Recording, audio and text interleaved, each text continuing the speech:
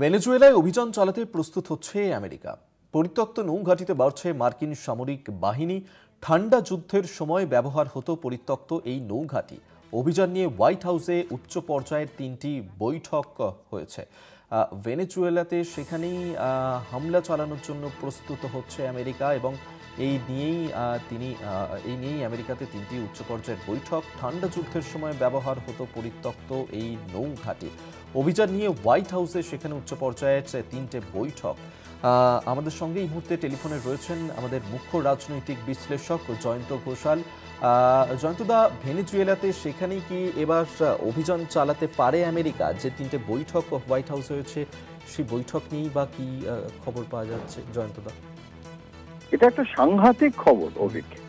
তার কারণটা হচ্ছে যে গোটা পৃথিবীতে একটা যুদ্ধের আতঙ্ক ছড়িয়ে পড়ছে।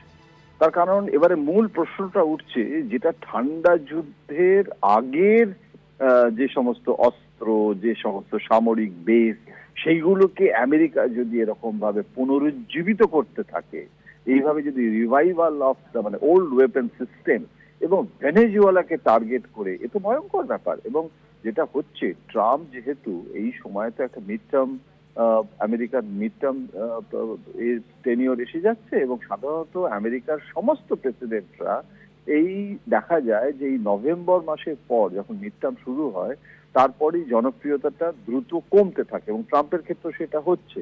এবং এমন হয়ে যায় যে তখন যে ভোটাভুটিটা হয় তাতে লেম ডাক হয়ে যায়, বিল পাস করতে পারে না।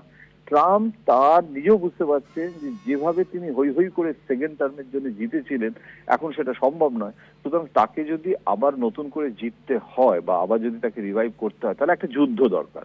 এবং এটা তো সবসময় আমরা দেখেছি না, যে একটা একবার যদি লাদেনের পর ওবামা যেরকম ভাবে আফগানিস্তানটাকে এপিসেন্টার করেছিল, তার আগে ইরাককে যেরকম ভাবে বুশ এপিসেন্টার করেছিল, এখন আমরা জানি না যে যখন শান্তি পুরস্কার থেকে বঞ্চিত হলো, এখন আবার যুদ্ধের পথে গিয়ে ভেনেজুয়েলাকে একটা নতুন এপিসেন্টার গড়ে তুলতে চাইছে কিনা।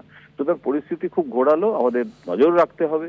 এবং এটা এটা এটা আমরা যেভাবে আমেরিকা এগোচ্ছে, এখন আমেরিকা এভাবে এগোলে চীনের দিক থেকেও তো প্রতিক্রিয়া হবে। সুতরাং যে ভারসাম্যের কূটনীতিটা ঠান্ডা যুদ্ধের সময় ছিল, যেটা নষ্ট হয়ে গেছিল, আবার সেটা নব কলেবরে চীন এবং আমেরিকার মধ্যে একটা দ্বৈরথ তৈরি হয়েছে, রাশিয়া চীনের পাশে আছে। এটা ভারতের জন্য বেশ চিন্তার একটা বিষয়। আমরা কখনোই চাইবো না যে একটা যুদ্ধের পরিস্থিতি তৈরি হোক, আমরা সবাই শান্তিকামী, শান্তি চাইবো। সুতরাং আমার মনে হয় ভেনেজুয়েলার যে প্রতিরক্ষার ব্যাপারে আমেরিকা যেটা করছে, যেভাবে রিভাইভ করছে, সেটা যথেষ্ট উদ্বেগজনক ঘটনা।